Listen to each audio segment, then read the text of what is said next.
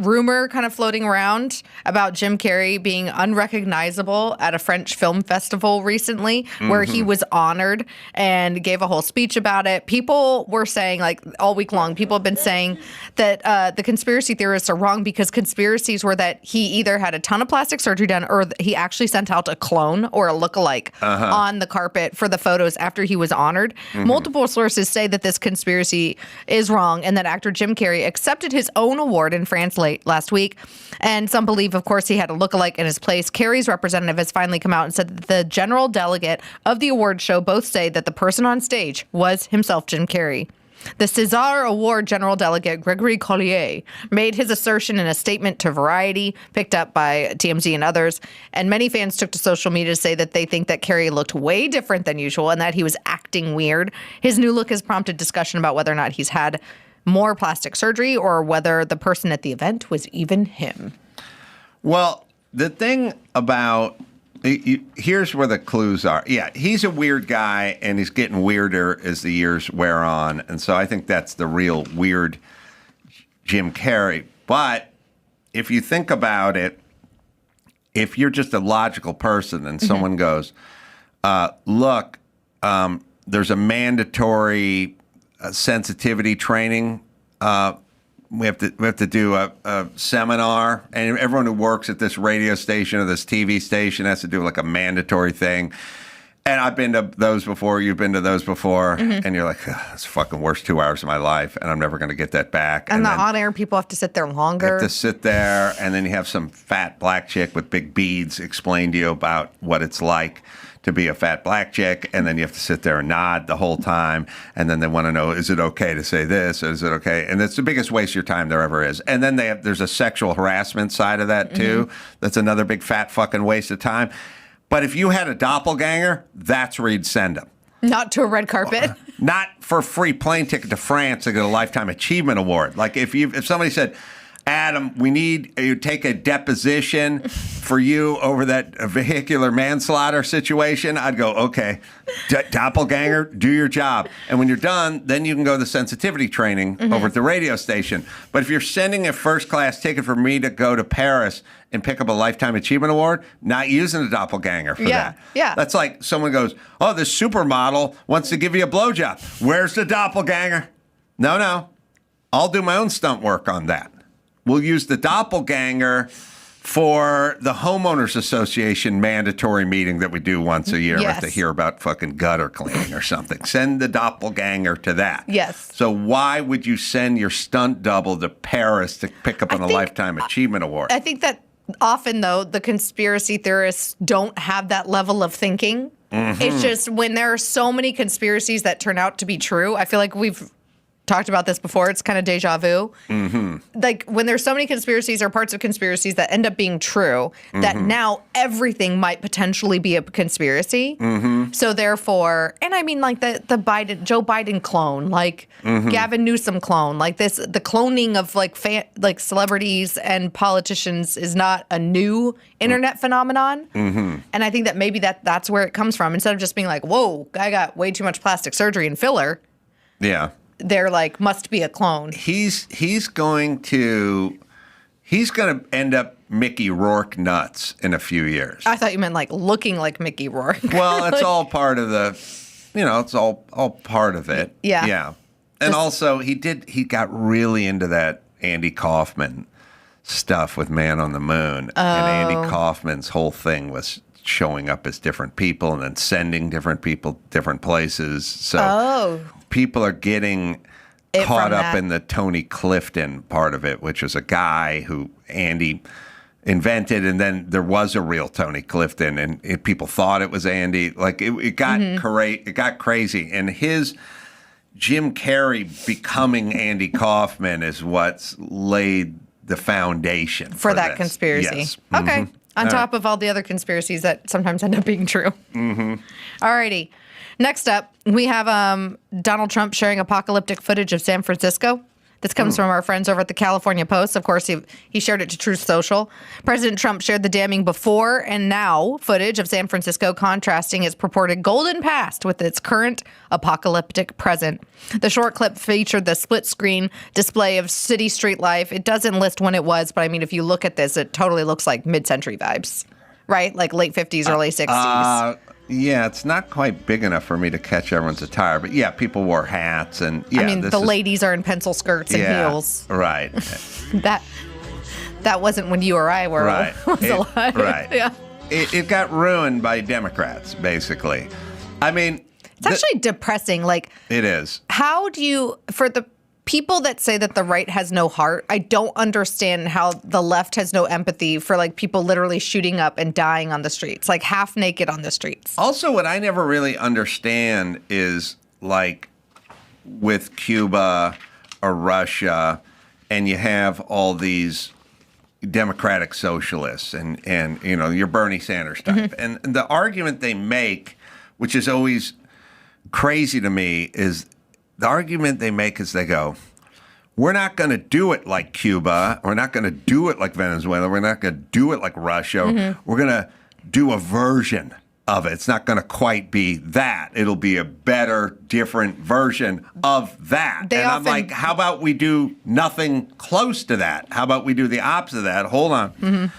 And so it's sort of like what I want to say to people is San Francisco represents the progressive movement at its purest form. This is when they get to do everything they want, that's San Francisco. And so I'm not even going to make a judgment call. I'm just going to say, take a bunch of Americans, show them San Francisco then, show them San Francisco now, and go, this is the result of them doing everything they want. Yep. And then their argument is like, we don't want that in Chicago and in LA. We just want some of that. And it's like, why do you want any of that? This is them when there's no challenges and no hurdles and they get to do whatever they want.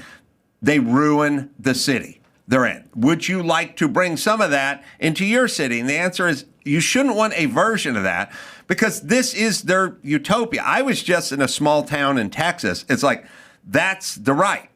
And it was people fucking enjoying themselves, leaving their doors open at night. We went and took a Lamborghini Diablo out for a ride, and we like went to a dark road at night, paved and everything, and we're like, this guy's like, let's get it on. And I'm like, what about the cops? He's like, there's no cops. We don't care about cops. I'm going to drive this car. And then we're going to have some drinks. Yeah. He's like driving around a SUV with a light beer and a cup holder. And he's like, it's cool around here. And later on, we can go shooting down on my property and ride dirt bikes they have and stuff like flamethrowers that. and stuff too? Just all of it. It's like we're going riding, we're going fishing, we're going to do what we want. Yeah. And that's that. And then I said, was it tough to build here? And he goes, I went to the building department, told them I was going to turn this whatever place into a restaurant. They said, just don't fuck it up. And they left. And I'm like, that's... Now, if you want that, and I do, and I think most people do, San Francisco is basically the most bluest, most democratic. This is what you get when you have a majority and you go unchallenged and decades go by and you get to enact all of your policies. Yep. This is what you end up with, people dying in the street in a shit show. It's really sad. It is sad, but it should be more instructive. Like nobody who leaves San Francisco because, you know, they got their car broken into for a third time or they had some crazy junkie on their lawn or something. When you go to fucking Texas, stop voting how you vote. You already ruined your city. Don't go other places and ruin it. And don't stick to this bullshit. Eat a dick. Go learn what your people do and what they turn into cities into and fucking learn something and move on. Would you please? It's applicable right now, too, because there's a very contested Senate race in Texas right now. And it's like TBD what's going to happen. Right. Like we've talked about like the whole Colbert thing, like he liked Tallarico, and then Jasmine Crockett has been upping in the polls. I mean, that was probably huge for her fundraising dollars now. And that woman is cray-cray. And I can say that as a woman. And by the way, so is he with his fake Christian BS. Right. But you have that opportunity in Texas because partly the demographic change there, I would argue a failure of conservatives there to advocate and run government better. And then because of those people that have fled the Bay Area in LA, and they're like, we're going to Texas. Yes. What is it saying? Polymarket? They're saying it's Tallarico right now. Yeah. Look, that's Polymarket though.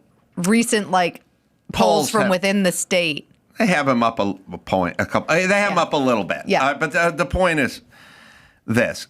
Why don't you just see what your policies turn cities into and then stop voting that way? Because that was what a smart person would do.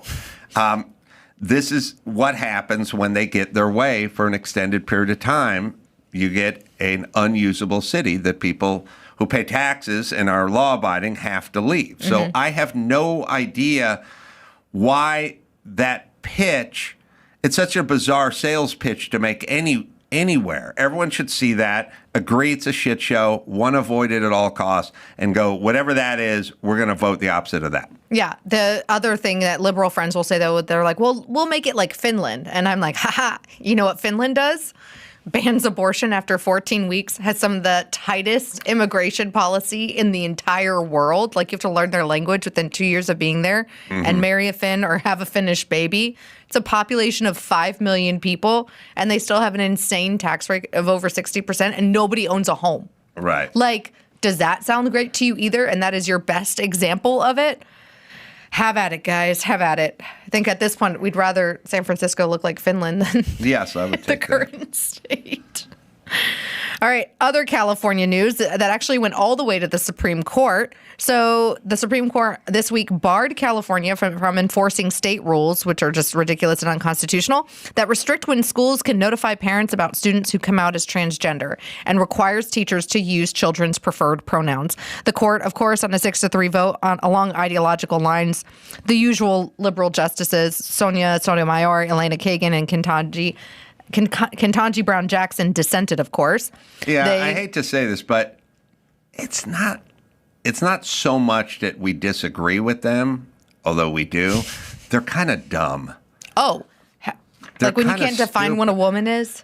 Yeah, I mean, their arguments are spurious. They're sort of dumb. They're just not as well. They don't feel Supreme Court-y to me. Like when I read Amy Coney Barrett or Justice Roberts or heck Samuel Alito, right? When you read their decisions, I'm like got Webster's dictionary next to me and just in awe of the arguments that they're making, right? And it used to be that when the liberal justices would write that stuff, like Breyer or even Ginsburg, she didn't dumb shit down. Like the woman was smart, even though I disagreed with her. Right. And when you read their stuff, it reads like an op-ed for MS Now.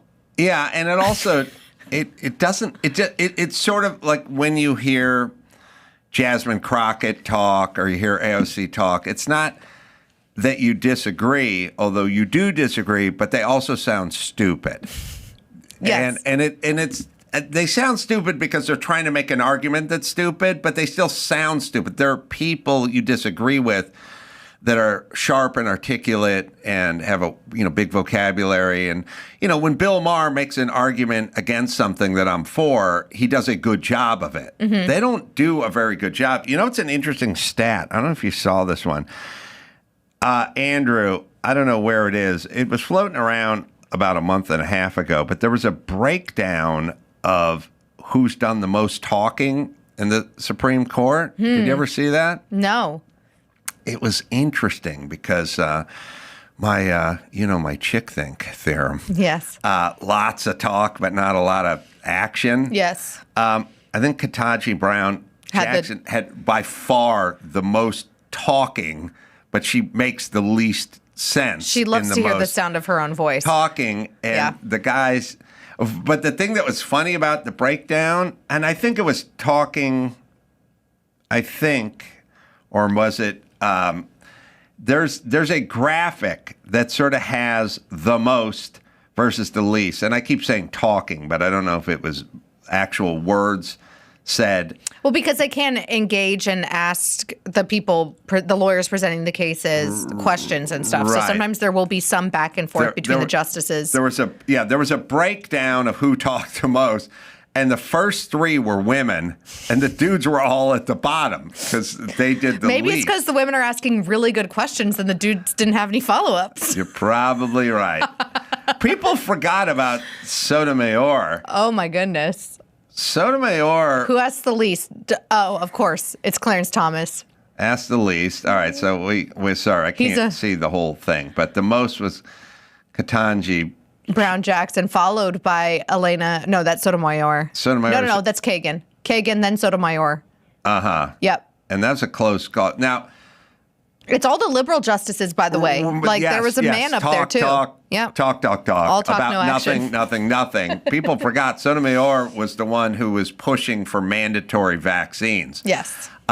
Citing thousands of kids on ventilators. Like, she's just screwing up numbers, pulling them out of her ass, essentially lying. And a Supreme Court justice explaining that you should get your kid an experimental vaccine. Mm-hmm. That's unnecessary. Mm-hmm. So I don't know if I call that... Because your body, your choice. I don't know if I call that a brilliant mind, but You know what? Good job, Amy Coney Barrett. She's up there, or she's down there with Thomas. Right. Yeah. She talked less than all the other people. That's right. Good job, Clarence. All right, but Ketanji, like, really knocked it out of the ballpark. Sheesh. She's got almost 23,000 words. That's 5 times Clarence Thomas. More. Is it? More than? Yeah. Maths. Well, no, it's real close. It's if I round up 5.5 or something. Yeah. Yeah, it represents the number of words spoken by each Supreme Court justice in the 2024 term. The average, I guess if you looked at this, you'd say the average is about 11,500 words or whatever, maybe 12,000. She's essentially doubled the average, and she's the dopiest one on there. So good luck, everybody. I kind of blame, so I have a girlfriend who's a Republican pollster, Kristen Soltise Anderson. She's great. And she has long said that this all kind of started when C-SPAN was available. Mm-hmm. Like, there's some beauty to transparency, but also you and I both know that sometimes people just go and filibuster or pontificate, and then they take that clip. We've talked about this from the committee hearing, and they use it for their campaign ad. I think that this has now unfortunately seeped into SCOTUS, where they're just like with Jasmine Crockett and AOC and Ilhan Omar. It's like the sass for the clickbait on social media. Mm-hmm. And so even though Justice Jackson is going to be there for life and she isn't running for office, she kind of presents herself like she is running for office and is just like filling void, trying to look for the TikTok clip. Yeah, there's a Jasmine Crockett one that's out where she's talking about ICE coming into people's houses. Oh, putting them in detention centers and killing people and stuff. You can find that one where she just talks and talks and talks. Lots of passion, no information, mostly lies, no data, and just all emotion. Yep. Also, I think we need to outlaw the big swinging ponytail. Why? I like a pony. Because they start talking and it just starts flying around and they start getting enamored with this giant rope swinging around. Like, you know, the dudes have the long hair, flip the thing, and it's like, make your fucking point and get off the stage, stop with the hair. So you're not a fan of Fabio? He rides dirt bikes. That's different. Yeah. Yeah, it's allowed. We'll find, maybe we can find that clip. I think I liked it, but yeah. Who were we just talking about? No. Yeah. Brown Jackson? Yeah, no, before her, sorry. I just had a brain fart. Like Jim Carrey? Oh, there she is. Yeah, but this isn't her with the big... Oh, Jasmine Crockett. Jasmine. Oh, well, isn't also Jasmine Crockett the one that like made a comment about Governor Abbott being Hot Wheels and then fully denied it? And then there's like literally video of her talking about it? This tape is brand new. This is just her with a big rope. I don't know if it's real rope or clip-on rope. It looks like anchor rope clipped on her head. It's just from like yesterday or something. I think I just saw it today or whatever on X. I don't know. You can do your next one. He'll find. She's talking about ICE being murderers, essentially.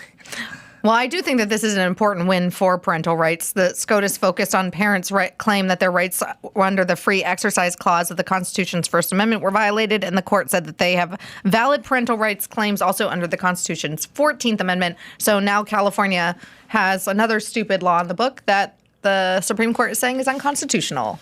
Hooray, California. Yeah, it's all we do. All we do is have really insane ideas that are just counter to whatever this country is and whatever sane societies would want. And then we sue everyone who disagrees with our horrible ideas that are destructive. All right, where is this clip? I don't get it. So this is Jasmine Crockett. Mm-hmm. I saw it on Twitter today. It's her talking about ICE being murderers, and she's got a giant rope of hair. And you don't have to look on mine; just look on the computer. I think you don't have to look on my Twitter feed. It was in the feed. I don't know if someone sent it to me. I just saw it on my phone, but it means it's new and it exists and it's sort of nuts. I don't know. Put in Jasmine Crockett ICE murders and see what Google comes up. Not coming up. I wonder if they scrub stuff. Ooh, good point. They scrub stupid stuff. And I may have liked it, but I may have just It's actually really hard and annoying on social media, specifically X and Instagram, to find things that you've liked. Yeah. Or to find something you're like, oh, I think Ben Shapiro posted this thing. And then you search for it and you cannot find the thing. It's a weird world because this computer is insane, and it's, I'll sit there and I'll be watching the In Memoriam or something, and I'll go, oh, when did he? And you just put the person's name in, and 5 pages comes up. Yep. It takes 3 seconds for you to know everything you need to know about this actor, this person, this who director, died in 2025, whatever it is. It's insane. And then other days, I wake up in the morning and I'm just looking at my phone, and this clip of Jasmine Crockett comes up screaming about, and I look at it a couple times, and that was 5 hours ago. Yep. And I go, wow, this is crazy. And then I'll say to Andrew, hey, that clip or whatever, and I go, can't find it. I hate how I have to know somebody's specific handle, like social media handle, in order to find them in the search bar. It's super annoying. This ain't it, but what is that? When is this from? I guess is the question. Gotta hand it to her. She's full of it. Hold on, Jasmine Crockett. This kind of looks like it. Is this? Did I like this one? Oh, okay. But you found it. Now, how did you? I don't know why you're going past the one you wanted. Oh, but she's talking about how this administration is a killer. Oh, well, she does. Frustrated and don't believe in politicians. Put it to the front. You can start. Let me tell you something. I am here because this is truly life. Well, hold on. First, my giant rope hair thing. I think. Now there's other ones, but that's pause enough to slow down. All right, go ahead. Administration that is not only killing people, but is a dream killer right now. That is not the best of America. We are here because we care. I know so many people are frustrated and don't believe in politicians, but let me tell you that it takes real courage in this moment to stand up. And that is why we stand with and behind your mayor, because she knows what it is to be under attack by this administration. We understand that to be elected nowadays isn't just about service. It literally is life or death if you decide that you want to do what is right. So let me tell you, we are standing with your elected leaders because they are protecting the people from their own federal government that is dishing out death. And when I say that, I don't say it lightly. I say it because the numbers bear it out. I say it because we have a record number of people that have passed away in ICE custody. Well, this I'm is going not with the me best on this of one. America. I know someone promised that they would make America great. I am telling you that they are doing just the opposite. I am telling you that we are a land of immigrants. It is time to do immigration right. It is time to make sure that we live up to the promise of this country. The idea that someone ran and said that I will get rid of the bad guys, yet we know more than 50% of the people that are currently being detained in custody have no criminal records at all. Zero. All right, nada. you can pause it. That's actually the most coherent she's ever sounded. But also, all right, 50% of the people. Radio, by the way, and Sunday Papers, where you can hear the podcast. All right, should we do a little news, man? News it up. News it up. Well, before we do news, once again, happy Achievement Day, 15 years of podcasting. So I have some stats I just want to rattle off, courtesy of Superfan Giovanni. So today's episode, the one we're recording right now, as we record this is your 3,689th episode. Damn. Yeah. That would be one a day for 10 years. Yeah. Is that? Yeah. 3,000? Yeah, because there's 3,600, right? Yeah, 3,689. Wow. Yeah. Your total running time that you have been on air doing this podcast is 267 days, 15 hours, 16 minutes. I don't think my dad has heard 7 minutes of that, of what you spoke of. He may listen to this show, but that total running time, I do not feel like anyone with the last name Carolla would make it past the 5-minute mark in total. Are you glad? You know, the thing about parents who don't care, it's always a double-edged sword, you know. It started off as a kid when you have parents that don't care. Well, you don't get a college fund and you don't have meatloaf night, but you also don't have a curfew. Right. So there's a certain amount of autonomy, a freedom that comes along with not caring, you know. And when you talk to other people and they go, "Oh, what did your parents think when you told me you wanted to get into comedy?" They probably wanted you to join, you know, be a lawyer or a doctor. I was like, I don't know if I told them. They don't care. So there's freedom in it. Yeah. And then later on, when you get on the radio, like you can tell when you're talking to someone who thinks people listen, who they know. Yeah. You know, like Drew knew that his wife listened to the show. You could always tell he was in a kind of defensive, sort of run out the clock, kind of four corners kind of defense, you know. So you can tell when a guy thinks somebody is listening and knows they're going to get an earful when they get home or what have you. But I would always have the autonomy of just saying whatever I wanted because I never thought. I mean, I had somebody told my sister that I called my nephews Nazis, but it didn't actually happen. So once in a while, people will bring the mountain to Muhammad for you. There was lovely ladies who were formerly hot, you know, who've had a couple of drinks. Broken wand. Yeah, but of course, what I said was their father was born in Germany and is German. And I said we should no longer blame my kids, you know, my nephews for the Holocaust, then you should blame me who wasn't in this country for slavery. You know, no one was here. And my family's in Italy and poor, you know, riding a donkey in a circle somewhere. We didn't own anything, you know. So I was doing, and of course, the formerly hot lady whose magic wand is out of batteries, of course, translated that into me calling the kids Nazis. Yeah, it was awesome. But you've also spoken for 3,600 hours, so there's a lot of shit that you have said that they haven't heard. That's a good point. I would say 10% of it is about your parents. Oh, yeah. And listen, I think people, I don't know where you come down on this, but I come down on you are not allowed to make shit up about people, but you are allowed to report the truth. Right. And if they have a beef with it, then they shouldn't have done whatever it is they did or didn't do. That is on them. I agree 1,000%. It's like the guy got arrested by the Kansas City PD for shooting into a crowd. It's like him going, "What the fuck?" You know, it's like, well, don't shoot into a crowd. Yeah. And then you go, "Oh, am I being arrested because he doesn't like me or something?" Now, here's the deal.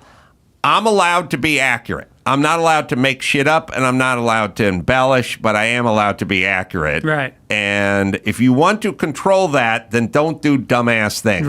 Right. Expect me not to talk about it. Yep. Thank you.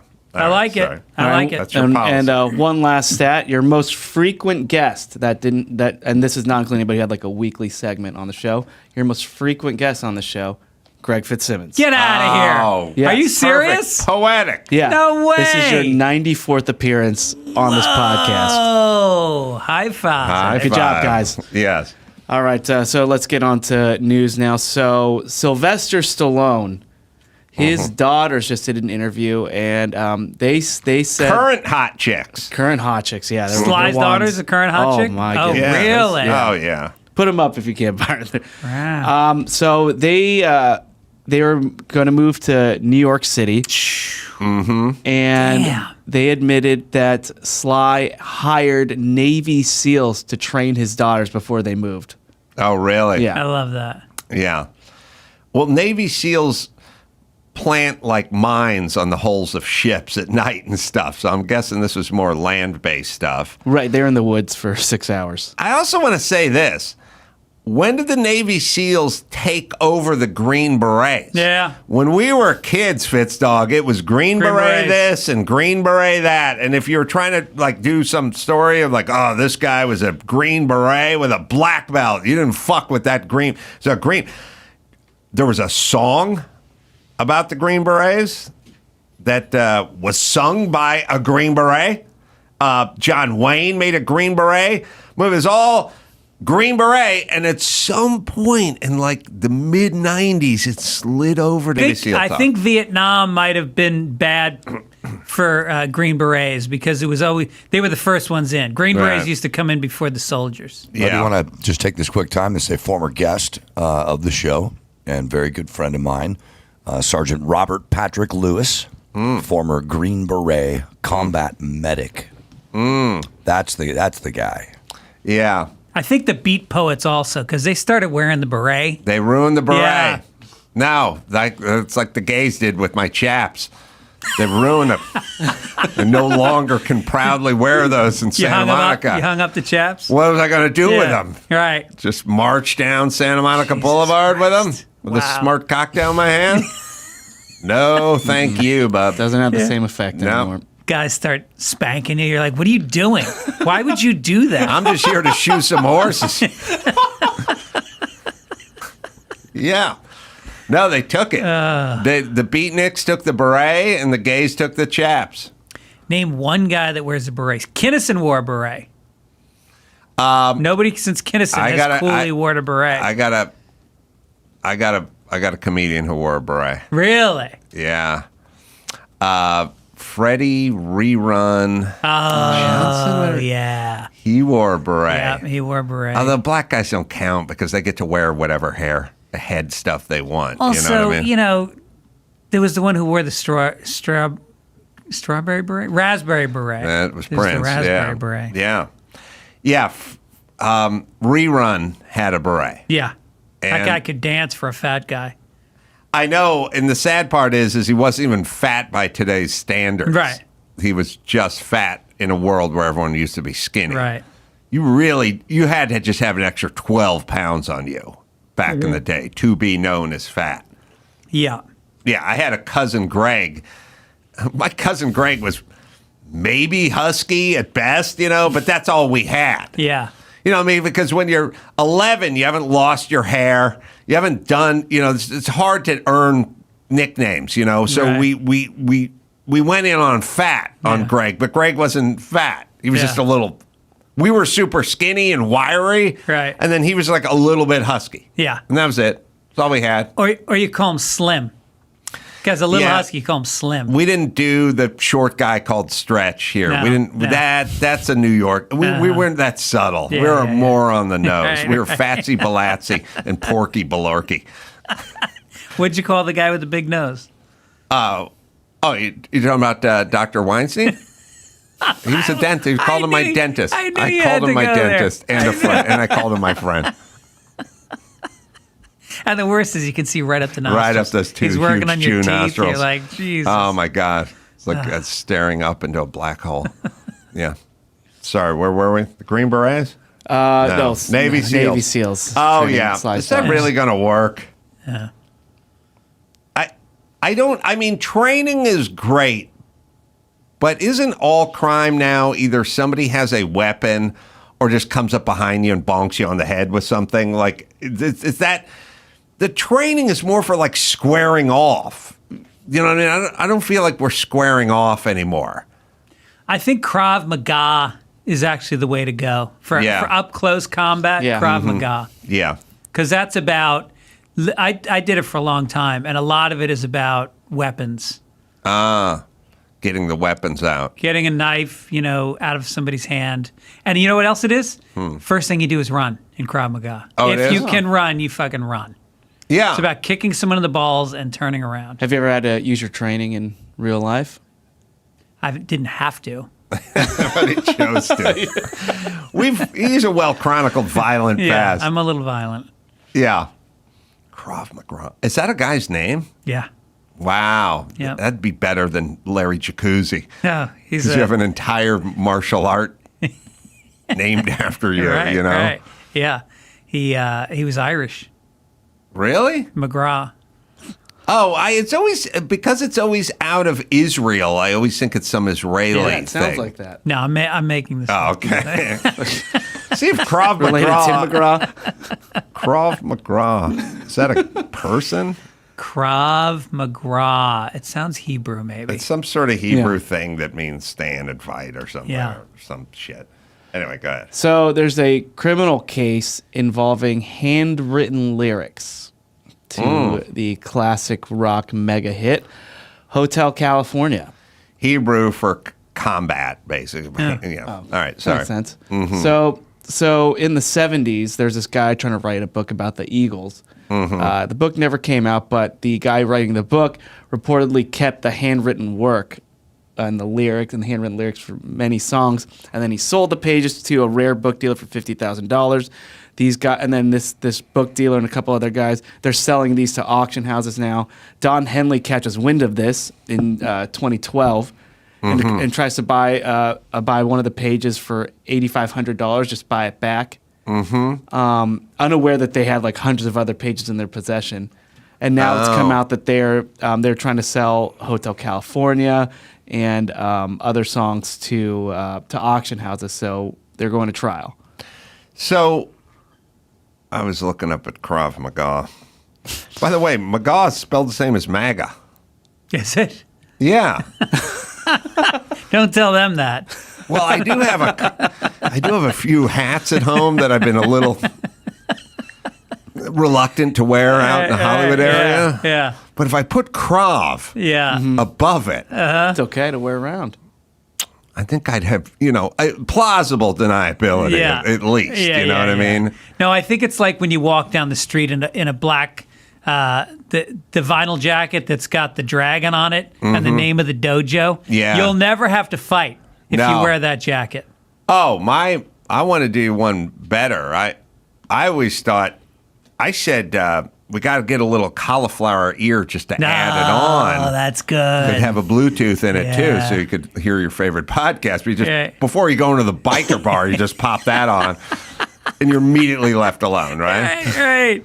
Because once in a while you'd see the guy in the tap out T-shirt, and you'd go, I don't think I should fuck with that guy. But then you'd start thinking, they've sold millions of units. There's no way that guy's a black belt. You know what I mean, or whatever it is.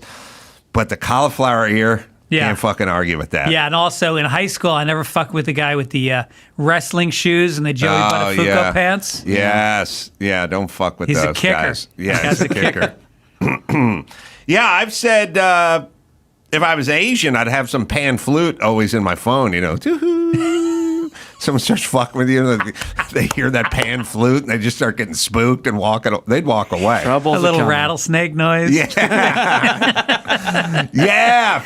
You should have a compilation for riding on the subway as an Asian, and it should have the flute with the rattlesnake thing, and then everyone would just fucking give you your space. Yeah. That would be effective. And fart spray. Fart spray as well. Krav. Wait, what were we talking about? Oh, so what was the deal? He wrote a book, but how did the lyrics? Well, he had access to all their stuff, and some of it were like the lyrics in development, like the and he took all. And that he took stuff. them, and then they just thought they were gone, and they're seeing them pop up in auction house stuff, and they're trying to get it back, and they're going to court saying that these guys, I'd like to see the rough drafts. See stuff crossed out. Originally it was Motel Burbank. Right. Involved, Yeah. Punched up. Yeah. Roach Motel. Yeah. Like all the, okay. That song falls under the heading of I never need to hear this song ever again just because I've heard it too much. There's songs that are horrible songs that I wish I'd never heard in the first place. This is not a bad song. It's a fucked out song. It's a song I've heard so many times that I don't need to hear it again. The Gypsy Kings do a cover of it that'll bring new life to you. Ooh. Yeah, with the sort of Latin flavor to it. Fast acoustic guitar. Mm-hmm. So, and other songs, Life in the Fast Lane. Don't need New Kid in Town as well. They're saying that collectively these manuscripts are worth $1 million. With all the songs. Right. What's the song that you've heard 1,000,000 times, but you'll still listen to it again? I'll still listen to Freebird every time it comes on. And that's an 11-minute song. I'll listen to different sections too. Farajaka. You didn't say it had to be limited to English. Do you speak French? No, I like that. Farajaka, Farajaka, dormez-vous, fa la la latina, fa la la latina, ding dong ding. Yeah, I love it. Yeah. You want me to keep going? I love it. Kinda. No, you know what I said to my son yesterday is we were listening to like 80s channel, eating dinner, and that I made for him. That's why there were dishes in the sink, Miss Juan. Mm-hmm. And I said, the song by Toto came on, Hold the Line. Yeah. And I said, do you have friends that fuck up the lyrics of songs like I had? Because I remember walking, I'd be walking with my friend Steve Hughes when I was like 11 or 13 or something, and that song, the BTO song came on, Taking Care of Business, and he was like, taking care of Pistons every day. and it's the greatest moment of your life. Like when I met Jimmy, we were singing the Jose Feliciano theme song to Freddie and the Man, or no, let's see. Chico and the Man? Chico and the Man. We're listening to Chico, and we were singing it, and it's like, Chico, don't worry, the man, he ain't so hard to understand. And then there's a part where he goes, I know things will get better. And Jimmy goes, Gato, things will get... And I'm like, Gato? Gato? Yeah, that's what it says. No, he does not say Gato. Gato. Wait a minute, that show came off the air in 74. You've been saying that shit for a decade? You've been saying Gato. Hey! Come here. Listen to what Jimmy thinks. Like, you would stop and destroy the person. And so Toto, Hold the Line. Ba-na-na-na. Love isn't always on time. My friend Mark Drotman from my Acme comedy troupe was like, when the song came on, he goes, those are lies. Ba-na. And I'm like, lies? What? No, the song's called Hold. Hey, everyone get in here and listen to what he thinks. And then he would make fun of him. And then all you could do is reel and shake. Yeah. It's a very simple mistake. There's nothing to it. It doesn't make you a bad person, but you have to fucking eat shit. Yeah. While that person who knows the lyrics and is sort of de facto smarter than you now because he paid attention, is going to just fucking rub it in your face. And so I said to my son, I go, are you kids still fucking up lyrics? And he's like, no, it's always written. Right. It's all written. Yeah. And I'm like, so you don't have friends that screw up song lyrics? He's like, no. I go, man, you've missed a really important part of life. I thought it's it was a big deal. I thought it was Hold the Line. Love is a cold waste of time. That's what I used to sing for years. Yeah. But when you're in 8th grade or 9th grade, I remember thinking that John Densmore was the guitar player for the Doors, and everybody's like, he's the fucking drummer. Right. Yeah, so, hey, Greg thinks John Densmore is the guitar, and then it becomes for weeks. They prank call you. Yeah. Hey, look, it's John Densmore. That's right. Yeah. Yeah, there was so much satisfaction in somebody being wrong. Yes. It was all we had. Especially about rock music, though. There was something about it. Oh, our entertainment was just people being wrong. Yeah. That was a big deal. Right. And now everything is settled immediately with the smartphone. Yeah. And also the lyrics are there. They're just... And also, kids aren't vicious. Yeah. Like they're friendly. I think girls still are. Boys are less vicious. Girls are worse at that age, like high school and stuff, but they're still generally nice to one another, which is quite a departure from, how I grew up. Yeah. Like being sort of physically abused by my male friends. Yeah. Yeah. I remember playing street hockey with my friends one time. And we used to get into fights, but they were just like, we'd fuck around. We'd drop sticks and we'd grab each other. And at one point they threw me down and they got a little carried away and I was pinned down by 5 guys and they took turns wailing on the side of my thigh. Oh, yeah. Do you know how fucking painful that is? Yeah. And I cried. I was in 8th grade and I literally cried. And that was it. It's all I heard for a year. Cry, baby. I was like, cry, baby. I literally, you were torturing me. Yeah. Horrible. Yeah. I mean, with me, it was just unspeakable acts. No. Speak. Well, my buddy when I was laying in my bed, he did throw a pocket knife at me and it did stick in my knee, like it stuck. Like it didn't hit and it'd fall over. It stuck. Having the flaming marshmallow, a fully engulfed marshmallow, like when a marshmallow gets fully engulfed in flames, you can hear it burning. Yeah. It's so violent. Right. Having that stuck to the side of my face while it was still lit. That was a tough one. That doesn't heal fast. No, and plus it looks like you have a venereal disease. Yes. Being dragged down my driveway naked right after school ended. We lived by the school, and everyone was piling out of school, and I was nude, and that's a tough one. That was a tough one. Being stripped, or at least attempt strip naked at school again. That was a tough one. A lot of urine, I had shit slapped in my head in the ear during school hours. A big handful of poop, Yeah, on my the side of buddy, my head. my buddy took a piss on me while I was laying on a couch, up and down me. He's now the town judge. Oh, really? Yeah. Yeah. So people grow up. And another kid had a lighter, and he lit it for a very long time, and then he shoved it into my face. I have a scar to this day. Oh, yeah. Guess what that guy is right now? He is the minister. He's the fire chief. Wow. He's the chief fire guy. We had a pump BB gun, pellet gun. Oh, shit. And the pump pellet gun would have one of them. I had a friend who was the only friend who had money. Tom. The only black friend I had was the only rich friend I had, and we used to put. He had a koi pond, and he put koi food in it and fire it. Huh. And I was sitting on the toilet of his house, and he kicked the door open and just put the gun against my chest and fired. Well, I still have a scar from this fucking fish food that was, 2,000 PSI. Really? Hit me in the chest. One of the best. My neighbor Eddie was riding me on the handlebars of his bike and ghost rid me.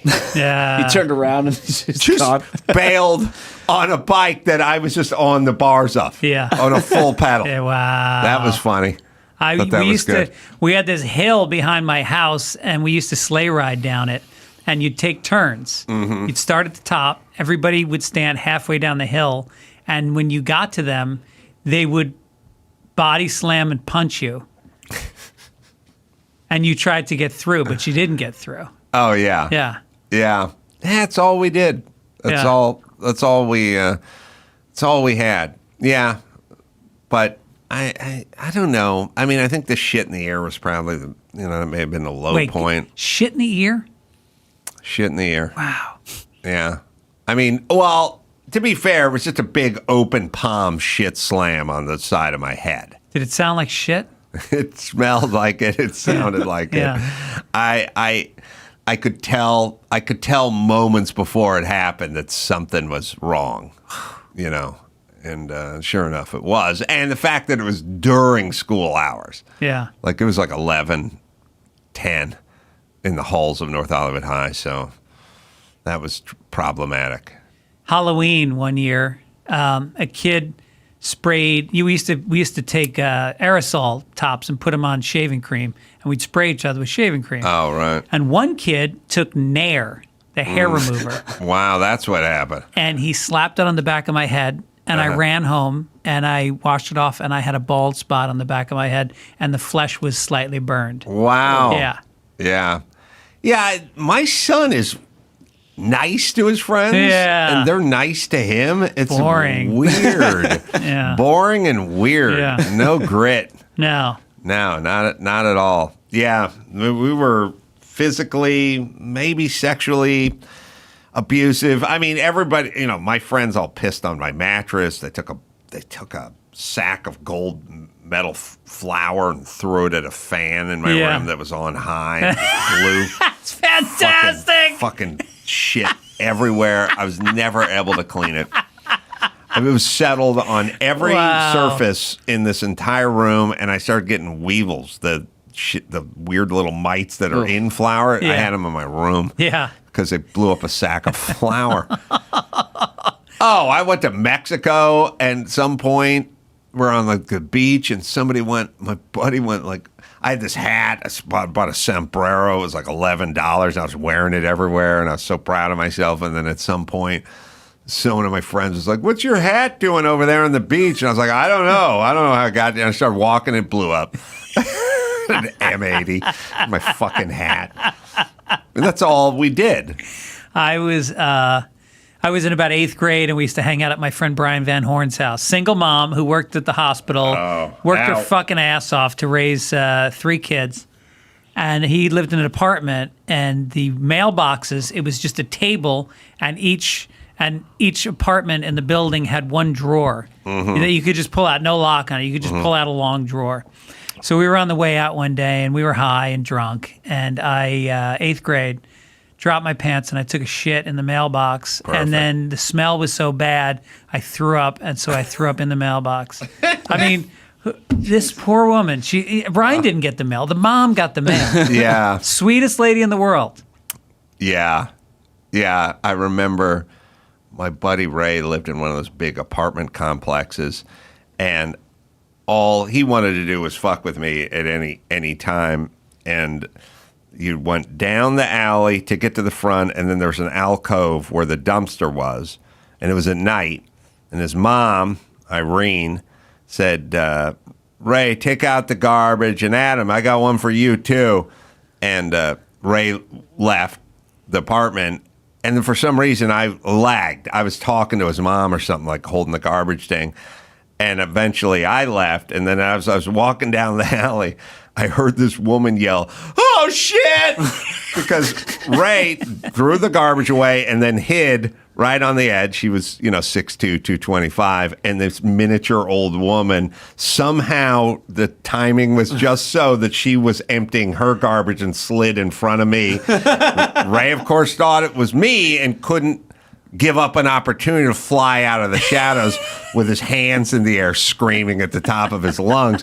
That's the whole point. There was nothing you did that didn't involve fucking with your friend. Yes. And this poor woman just threw the garbage in the air.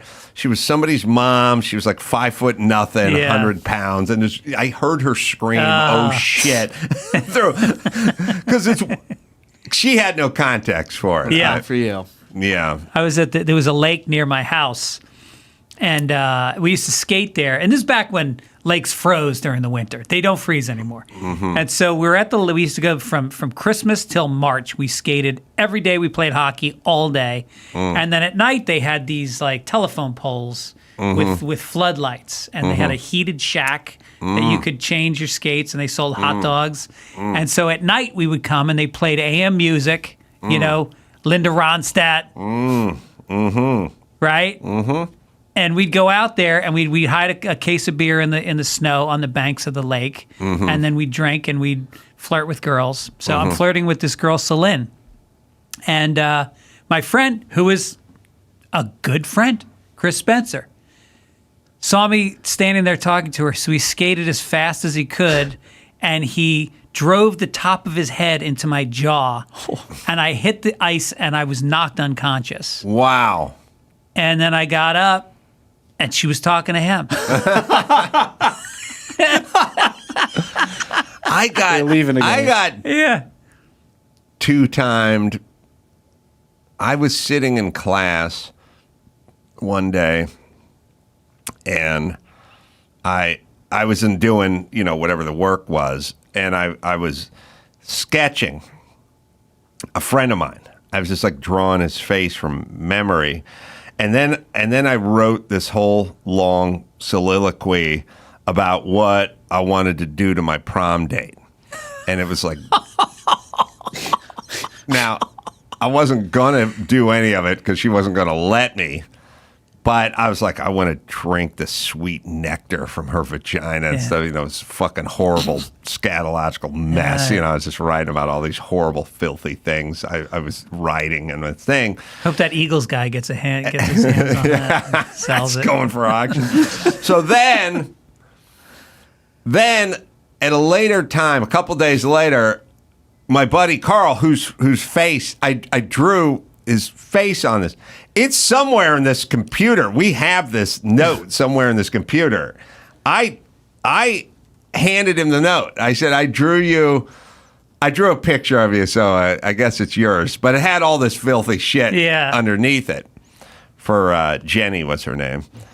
And then a little later on, after that, a few days later on, he was living in a little garage apartment behind our friend's house, and he was an artist, and he had his art up on the walls and stuff.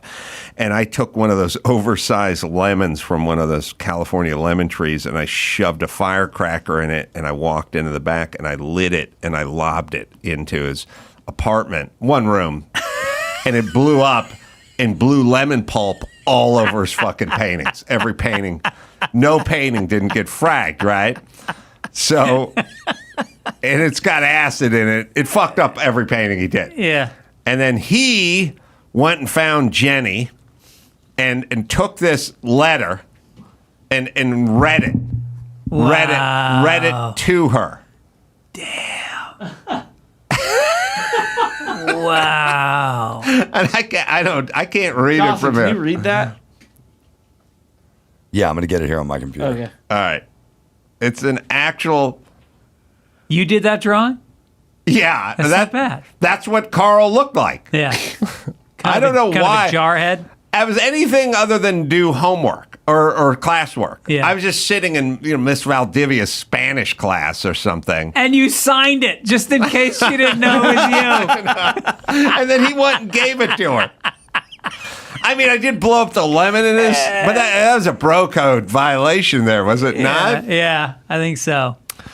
God knows what this fucking thing says. I couldn't spell or read at the time, so it's going to be pretty phonetic, I think. But Dawson can read it.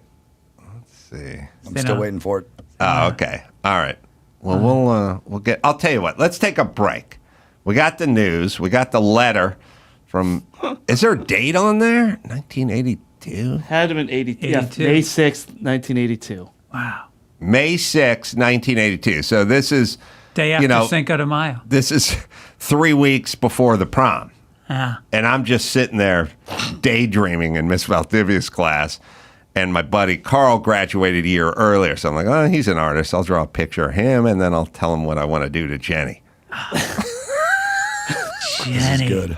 By the way, I got like a half a peck on the cheek or something. After that, yeah.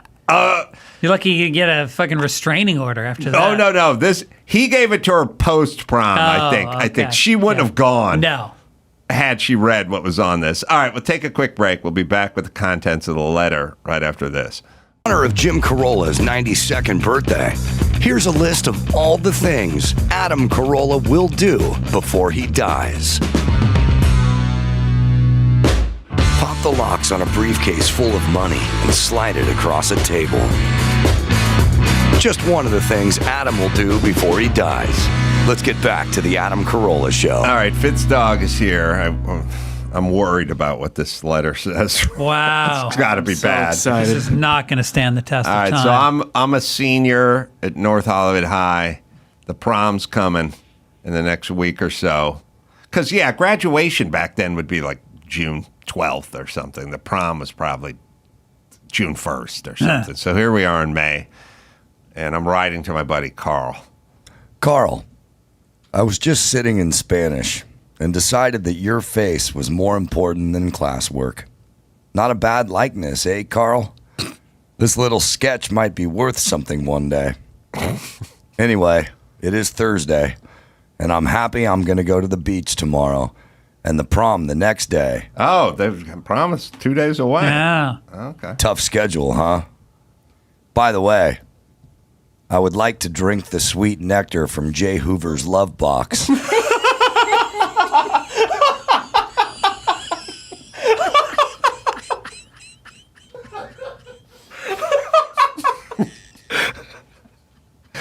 He showed her this whole fucking letter.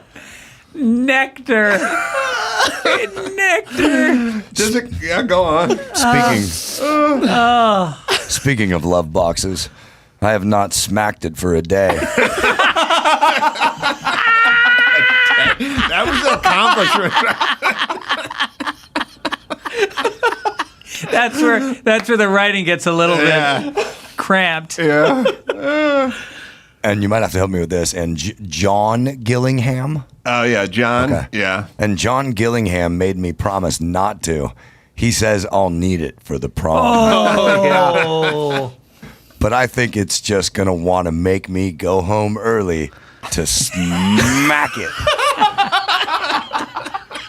And this part is torn off, but I can also say that it says, P.S., don't show this to Jenny. Oh, that's right. Yeah, but he went and did it. Yeah. He did it anyway. Damn. All because I blew up some citrus in his apartment. Real Romeo.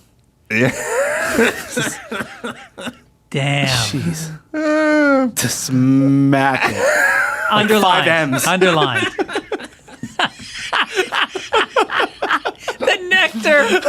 Of her love box. What does nectar even mean? That was in Spanish, man. That was inspired. That's so funny because you think about, Shakespeare when he was 16, what he was writing. Sonnets. Yeah. You Not know? smackets. Not smackets. I had a self-deprecating sense of humor. I explained that I'd want to leave the prom early to go home and beat off. Oh. Yeah. Well, thanks, Carl. Was she a girlfriend or she was just a prom date? It was like a freestanding date? She's just a prom date. It was a total mission of mercy for her just to go with me to the prom. Yeah. Wow. Yeah, it was a mercy mission. She was out of my league. That picture taken at her house? No, that was my dad. My dad owned a normal house by the time I got to high school. He lived in A-frame shacks, and everyone lived in a shotgun shack. But my dad remarried.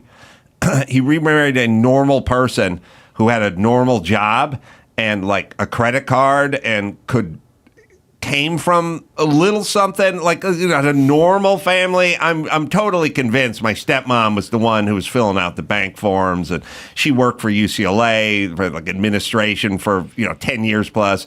Plus, the house was $90,000 in the San Fernando Valley in 1979 or something like that. But that was my dad's sort of normal house. I mean.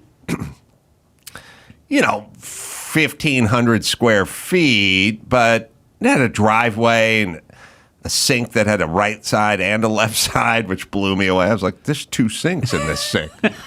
Because our sinks were tubs, you know what I mean? Like, I was like, there's 2. We got a split in our sink, people. We're 2-sink family here. We got 2 bathrooms. We got 2 sinks. So the Carollas are moving up fast. That's the way I looked at it. Yeah. By the way, the suit looks great. Mm-hmm. Rented Corsage is lovely, but you have a grin on your face that says, I'm going to make my friends smell my finger after the prom. Yeah. Like you're going to tell them everything that happened. Yeah. No such luck. No. Anyway. Yeah. My friend Frank came to school one day, and I was, the night before, he told me that he dry humped this girl, Elena, and came in his sweatpants.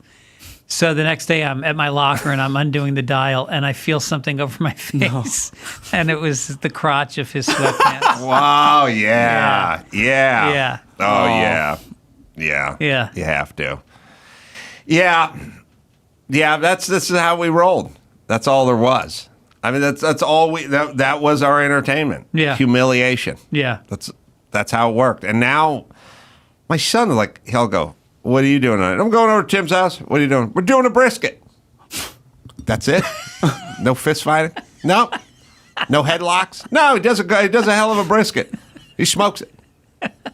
You're just going to sit down and eat brisket? Who's going to ruin the brisket? Like, I was a ceramics major in high school, right? Really? Yeah, because at some point they just went around and went, what's your major? And I went, well, let's see, I'm failing. Failed biology, failed driver's ed, failing Miss Valdivia's Spanish class. Ooh, I'm not failing ceramics.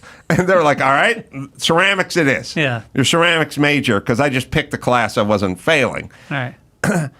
You had to buy your own clay. You know, at the beginning of class, you'd have to pay like $12 and buy like a block. It was a cinder block size thing of clay, and that was your clay. My fucking clay was thrown out the window every other day. Yeah. It was a second story. There's a second story, and there was a drainage, grate down below it or whatever. That's where I would find my block of clay. Yeah. And if it wasn't in there, it'd been spiked with pencils, like a tree hugger would do, like a logging camp, like they'd take number 2 pencils and push it all the way through my clay, and then they'd seal it up, And then at some point, John Tyler made a Mr. Heat Miser out of clay, and it got destroyed somehow, blew up in the kiln or something. That he took it out on everyone else's project, so he started mashing his fist, and because he thought it was sabotage. And then everyone that got their project destroyed by John Tyler thought it was somebody else and went and mashed someone else. It was total chaos. Wow! I didn't get out of there with a fucking project, and if I did finally get something glazed and through the kiln and graded, when I was walking it home, my buddy Ray would go, well, let me see that. And I'd go, I made a pinch pot. I'm going to give it to my grandmother. Yeah, let me see that. And he'd start throwing it in the air. And he'd throw it in the air, and he'd go, whoa, whoa. And I'd go, just don't. Come on, just don't. And he'd go, what? Don't bang. You want up? You throw it, and you throw it higher and higher. And you can't try to intercept because it's going to hit the ground. Yeah. All you can do is beg him to stop. Oh, it hit the ground. Yeah. It hit the ground. Yeah. So it didn't make it home. Wow. That was it. Jesus. It's how we rolled. Wow. Total abuse all the time. Sounds like you're the only one getting abused. So did you abuse? Did you torment? Well, I got into a situation where we're running around my house trying to tackle each other, destroy each other, or something. Piss on each other, and then my buddy Todd, who couldn't piss on people he wasn't any good at it, but he pissed into a mug, and so he'd throw it at you. You know what I mean? Like there's no dignity in that, by the way, if you can't brew onto somebody. But anyway, Todd was running around like Ray was running around. Everyone's running around, and Todd set his mug of piss down on a washing machine or something, and we had one of these grates where the window was. The window got blown out because God knows what we were doing, and there was a screen with the little holes in it, like a security screen or something. But when you were outside, it was too light, and in the laundry room, it was dark. Right. If you wanted to see in, you had to cup your hands, put your nose against the screen. And Ray was running around looking for everybody, and everyone was hiding and fucking with everyone. And at some point, I'm standing in the thing, and I see Todd. He's got a fresh mug of piss, right? And I go, all right, Todd left his piss behind. He abandoned his piss, A Green Beret would never leave your piss behind. Never leave your piss behind. And I'm like standing there looking at his piss, and I see Ray coming around the corner. He's like trying to look through the window, but he can't see through the grate, so he cups his hands, and he puts his nose against the grate to see in there.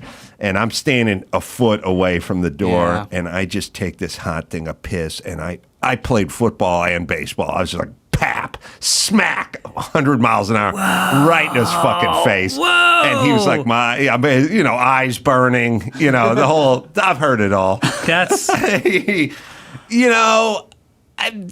some of that, I was generally on the receiving end of a lot of it, but, I'd done my share. Yeah. Mm-hmm. Wow. Yeah. I never did the friend passes out, draw a dick on his forehead. That would be way too mild. For us, it was hot foot and duct tape and cigarette butts and stuff. It was everything. Yeah. Yeah, a lot of, hot foots. Yeah.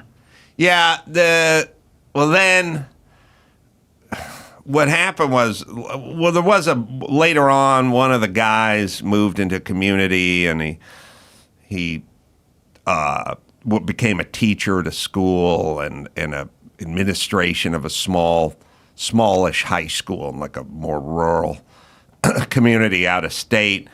And then we were doing Loveline one day and on MTV, and then Drew said, "What about your buddy that used to screw a beanbag chair back in high school?" The beanbag. You can picture that, right? Well, I'm trying to picture how you got to unzip it a little. Okay, got it. And you make an opening. Okay.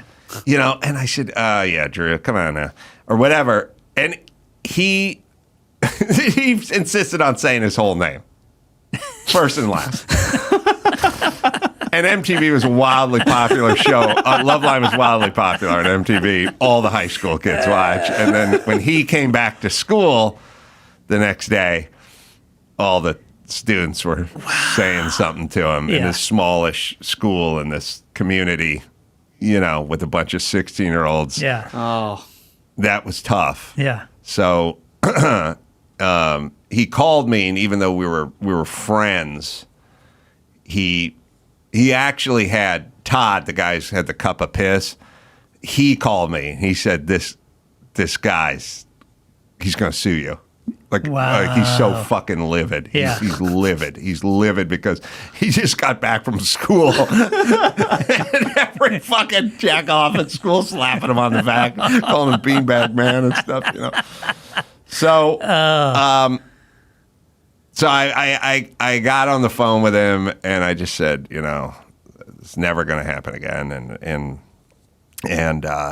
Drew, that was fucking Drew. Drew does that every once in a while. Come on, tell him the name, what's the story, And he said, and he just said, you can never bring up my name again on MTV or whatever. I'll kill you. I'll sue you. I'll kill you. Or whatever. It's like, never again. I was like, yeah, never again. And then, about 3 days later, they reran that same episode. But he didn't know it. He didn't watch it. He just showed up at school and got more slaps on the back. Right. And then he went insane. Wow. Then he went insane. At that point, he thought I just went. He thought I just did it. Down. He thought I doubled down 2 days later. Right. Yeah, that was tough. Yeah. I had a buddy that we were playing darts. And I told him not to throw it was in my room. And I said, hit the fucking board, don't hit the wall, because my mom's going to be pissed if there's any more holes in the wall. So he takes 3 darts and he purposely throws them in the wall. Yes. And I ran over to the wall and I grabbed a dart and he started running and I whipped it at him and I hit him in the Achilles tendon and I dropped him like a gazelle. Wow. He went straight down. Wow. Yeah. Wow, that's good. But he earned that. Yeah. Yeah. Yeah. Yeah, we had the little stuff. The little stuff would always be, the little stuff was like if we went to a diner, we all ate like pigs, and there's the one friend who never finished his fries, and at some point he just pushed it out, and my buddy Ray just fire a snot rocket right into it. So he'd claim it for his own, because he knew. Just stupid. But that was kind of standard. That was standard fare stuff. All right, what do we got? Some more news? Story? Sure. So there's an elementary school in North Carolina that went viral because they took a ton of cereal boxes, like 2,800 cereal boxes. Oh, somebody tweeted me this. I'm glad you brought it up. Yeah. Because they tweeted me and they just went, how fast would your buddy Ray have fucked this up? And I was like, he would have never let this happen. No, there's no way he wouldn't have kicked one of these cereal boxes in the middle of the line before this. Oh, he would have ruined it. There's no way. We would have never abided by this. You could have never done this in front of us because we would have fucked it up. Yeah. There's just no way. I mean, this video goes on for like 3 minutes. I know. It's never ending. Well, it's North Carolina, so there was definitely no Fruit Loops in there. That's gay kibble. Yeah, so it's viewed over 30 million views on TikTok. Damn. Wow. Did they reset the boxes once they went around? What do you mean? Like, is this a circle? No, this is just going through the school. Put them back up? This is all one line. They're weaving all the way through the school until they get to the gymnasium. Yeah. They must have told all the students to just bring in 5 boxes of, Kellogg's put them up to this. Yeah. You know what I mean? Everyone bring in 8 boxes of cereal. It's got to be the big size, too. Yeah. No fun packs. 2,777 cereal boxes donated. I know that you get to the Carolla section, and it's those little tiny shitty boxes. Oh, it'd be a sack of granola. And it'd fuck the whole thing up. My mom would go, we got to do granola. Carolla sack would have ruined the entire event. So these cereal boxes were donated to the Clements Food Pantry. Mm-hmm. And they said 2,700 boxes will take us through 3 months. So thank you. Wow. All right. Yeah. 3 months of bad nutrition for homeless people. 3 months of cereal. But I mean, this is pretty extravagant here, and the kids are pumped as they. It's a big fucking school. All these kids. I know. It keeps going. All right. Yeah, we get it. You can see it. But anyway, so viral. Viral. Yeah, Ray and Chris would have absolutely I don't even think I would have stood for this. we would have had to fuck up. We had to fuck up everything all the time. So there's just no way this could have worked. Glued one to the floor, so it just stops. Honestly, that would be too ambitious. They would have been setting up the very last ones at the and the quad, outside, and we would have walked somewhere in the middle and kicked one and just knocked them all over. 100%. There's no way we wouldn't have done it. Right. We just would have had to have done it. Yeah. We would have just left. Oh. We just figured teachers are all paying attention to the cereal. Let's go get high. Oh, yeah. Probably better angle. All right, let's do one more. All right, so NASCAR. Mm-hmm. They postponed the Daytona 500 for the weather. So the person who's supposed to wave the flag had to leave because they postponed it, so it didn't fit his schedule anymore. And that was DJ Khaled. Oh, but they did ask him, do you have any plans for further involvement in the sport? And he says, I'd like to get a car going, a We the Best NASCAR. He could certainly afford it. You think he drives like he plays the guitar, or he just sits in the car and just moves smashes the wheel, like makes all the sounds? All right. Ugh. I went to the Daytona 500 last year. You did? Yeah, never been to a car race before. How'd you end up at you must have been in town doing something. I was doing Bert Kreischer's tour, like sleeping on a bus, which was one of my bucket list things, was to tour and sleep on a bus. Yeah. Uh-huh. And so it was like a week long, and then Bert goes, hey, you want to stay an extra day? We're going to go to the Daytona 500. And I was like, absolutely not. And so I told my wife, and she's like, your social media account fucking sucks. You got a chance to go to the Daytona 500 and be down there with the cars. Right. You're going to Daytona. So I said, Bert, I'd love to go to Daytona. Don't get your nose hair all out of whack, woman.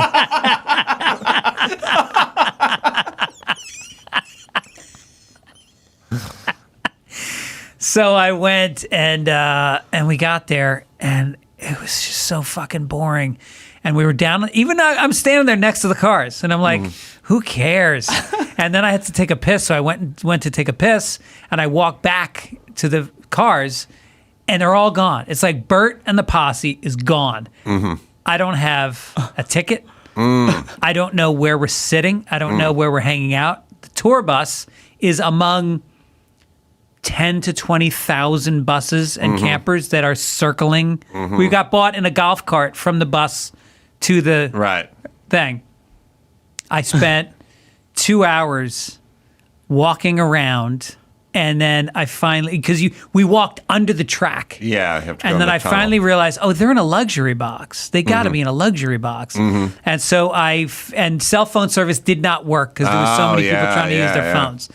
No cell phone service. So I finally find like a help desk, and I was like, you got to help me find Bert Kreischer. Oh, we can't give out that information. I go, I'm literally going to have to hitchhike to the airport and fly home. And so I called around, and I finally found the box, and I came in, and they just looked at me like, what the fuck is wrong with you? But did you enjoy any of the race once it started? No, it was awful. And then all you got is free beer and shit food after that. I mean, in the box. Yeah. There was a lot of celebrities in the box, and none of them cared about it either. They were just showing their faces for the cameras. I never was really a NASCAR guy. I went to the Indy 500 a time or two. That's just an event. It's just a spectacle. It's extravaganza. But I like the road courses, the F1 Yeah, stuff. And I like NASCAR F1. does get down on the road courses every once in a while. It got fun at the end because that's when people started going hard, and there were crashes like every 3 minutes, and they'd have to shut down the course, start it up, somebody else would ram somebody. That was fun. Right. So DJ Khaled. So DJ Khaled might be getting a NASCAR. I don't, I will rank him up with the Kardashians. Like if you would have got hold of me 10 years ago or whatever point in time and go, what about the future of the Kardashians? I would have been like, what about them? I don't know. Bootleg porn? I don't know. Nothing. Nobody. Who cares? Nobody's ever going to. And DJ Khaled, if you got hold of me like 10 years ago, I was like, this ass clown. He doesn't do anything. He doesn't play an instrument. Nobody fucking cares. The horrible rapper. Horrible rapper. Who cares what this fat ass has to say? Couldn't be more wrong. Yeah. Yeah. Yeah. He's impressive. Impressive. Maybe next time see we the best car with the Khaled team. He and the Kardashians, though, he is the American dream in that I don't know what his nationality is, but we don't necessarily embrace his kind in this country. He's fat. We're usually against fat people. He's talentless, and he's a cajillionaire who does whatever the fuck he wants. Yeah. He is the American dream. I mean, you have to point. Everyone should just point their children to, if that fucking guy, if this talentless fat ass, I don't know what, can make it in this country, you have no fucking excuses, son. Yeah. Yeah, and no, it's just pure. And I say that with love. We should be inspired by it. It's just pure, I'm going to make it. Everybody get in on my grind. He's Palestinian. Is he? Yeah, like they're on the pecking order, they're below Mexicans in this country. Well, and the Jew-run entertainment business is not helping him. Not helping. And yet... That's going to be the clip. And yet he thrives. Yeah. All right. Clip headline. Let me give a plug to Fitzdog over here. I'm going to be at Kimmel's Club coming up. You just go to amcroll.com for I got live shows, Vegas and West Palm Beach and everywhere. Fitzdog got shows at the Comedy Store in La Jolla, March 8th through the 10th, and then Hollywood Improv, that's coming up March 16th, April 4th through the 6th, Side Splitters, Tampa, Florida. Fitzdog.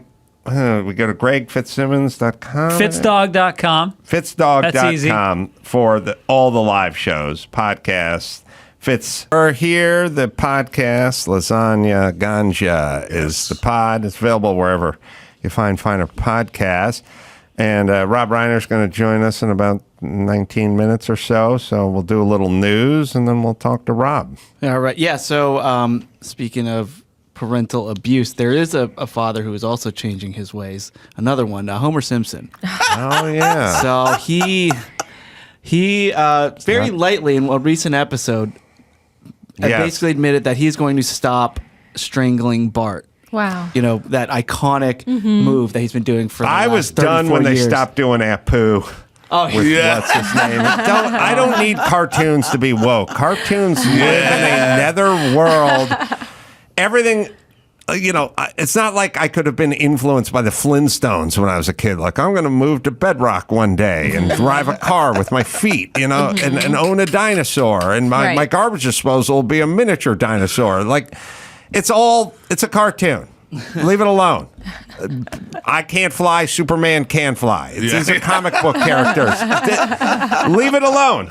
You don't need to change with the times. Well, let's watch the scene. So this is Homer and Marge meeting their new neighbor, where he kind of alludes to what's going on. Whoa, that's quite a grip. See, Marge? Strangling the boy has paid off. Just kidding. I don't do that anymore. Times have changed. Times have changed. Wow. Now, I mean, look, I'm with you with the Apu thing. I personally never cared for the Homer strangling Bart gag, and I never thought it was funny. I mean, sure, it was iconic, and he did it all the time, but I don't need it. I'm just saying I have a general disdain for societal whims making their way into things that have been around for a long time. I don't care if there's a brand, Aunt Jemima pancake. Maybe I'm talking to the wrong crowd here, but Uncle Ben's rice. I don't know. He was a guy. He invented a rice.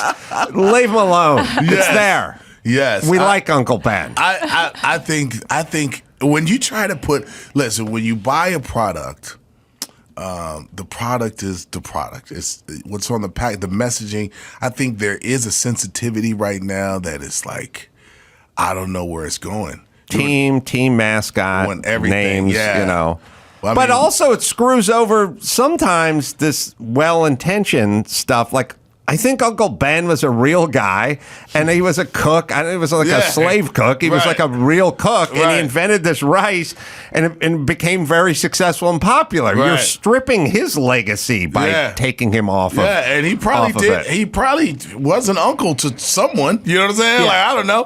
But I think when Aunt Jemima, when they made her get a perm, I was like, okay. Okay, like, come on. Like, you know what I'm saying? I get it. But yeah, I mean, if it's offensive, but I mean, now we're walking a fine line. Like, people are getting offended by the most craziest shit. You know what I'm saying? Like, there has to be some kind of something else. You know what I'm saying?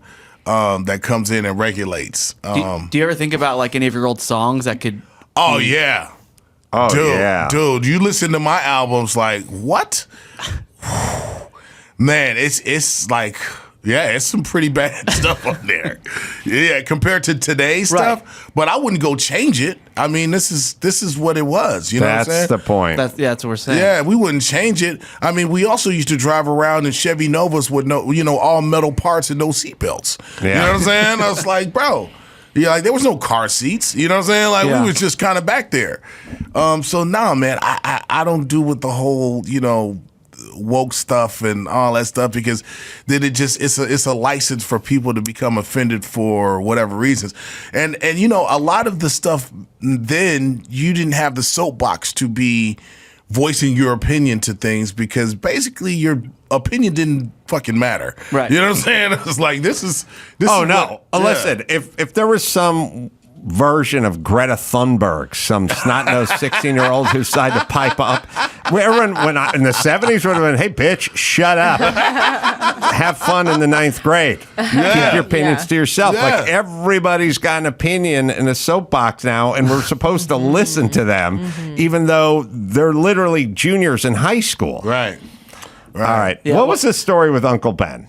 I want to know from Byron. Well, while I was looking that up, I actually recently watched 8 Mile, and I love your scene at the lunch truck. Freestyle where you guys are battling. So, I mean, a few questions. First off, Eminem. Yes. So, what was your first what was the first time you heard of him, and like what was your first thought about? Well, I come from the battle rap scene. When I first started on the West Coast, it was like very small cliques of MCs, and we all used to go and like do these like battles, like either at Unity or we would go up to the Wake Up Show with Tech and Sway, and we would just that was our only outlets. There was no internet, there was no place for us to really do that. And so in New York they had different things, Lyricist Lounge, they had mixtapes, and they had a vibrant scene, and LA had its own scene as well. So Eminem was very famous for going and being a battle rapper. And so, I've, even when he was spelled his name with the M and M, like the candy, you know what I'm saying? Like he was talented back then, and he was grooming himself. And so everybody was doing the same thing, grooming themselves. And you heard of him, because it was like to see a white guy with that much skill come into the scene was pretty amazing. And so when you met him, his reputation preceded him. Right. And so I just met him through that first. It wasn't we're going to work together and do all this stuff later. No, we all both came from the same kind of place. And so once he came for the Rap Olympics, and he was ready to throw in a towel at that time, but he was giving out tapes. One of the tapes from that the Rap Olympics got to Dre and Jimmy. Jimmy took it, to Dre, and then they called him in, and that was history. Yeah. So from there, I got to Dre through a different way, right? But we all ended up in the same kind of camp, and it was all for the same kind of push, and it was all for because we were a certain talent that we brought to that table with our rhymes. And so that's kind of how we got together and moved on it. But he's had a crazy story as well. So I'm glad I was in the 8 Mile. I was glad I was able to work with him in the capacity that I have. Nothing but respect for Marshall and the rest of his team. So it's been crazy for all of us to kind of sit back because and look at what it's